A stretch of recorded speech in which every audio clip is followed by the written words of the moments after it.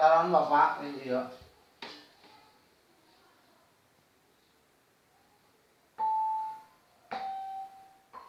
Tarik lah beuh na. Iya, tadi kan masih hijau tadi mah.